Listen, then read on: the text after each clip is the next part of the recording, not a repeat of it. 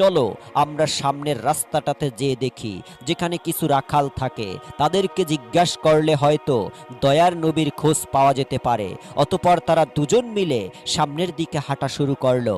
কিছু দূর যাবার পর তারা কিছুটা রাখালকে দেখলেন। হযরত উমর রাদিয়াল্লাহু তাআলা আনহু রাখালকে জিজ্ঞাসা করলেন, তোমরা এদিক দিয়ে আমাদের বিশ্ব নবীকে যাইতে দেখেছো?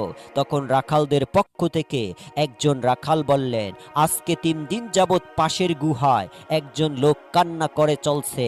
তার কান্নার জন্য আমাদের পশুগুলো আজকে 3 দিন যাবৎ কোনো ঘাস পানি খাচ্ছে না, বাচ্চারা দুধ পান করছে না, দুধে মুখ লাগাচ্ছে না। মনে হচ্ছে আমাদের পশুগুলো যেন 3 দিন ধরে কান্না করছে। ভাই, তোমরা তোমাদের লোককে নিয়ে যাও, তাইলে হয়তোবা আমাদের পশুগুলো আগের মতো খাবার খাওয়া শুরু করবে।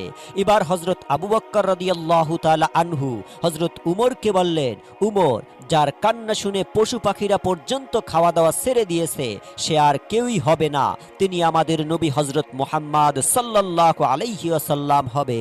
তখন হযরত আবু বকর নবীর খোঁজে গুহার দিকে চললেন। আবু বকর এবং হযরত উমর রাদিয়াল্লাহু তাআলা আনহু গুহার মধ্যে গিয়ে দেখলেন আমাদের নবী সিজদায় পড়ে উম্মতি উম্মতি বলে কান্না করছে।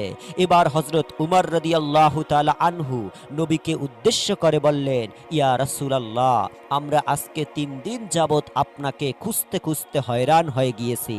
নবী গো, আপনি এখানে উম্মতের জন্য কান্না করছেন, আমরা তো আপনার খোঁজে পাগল হয়ে গিয়েছি।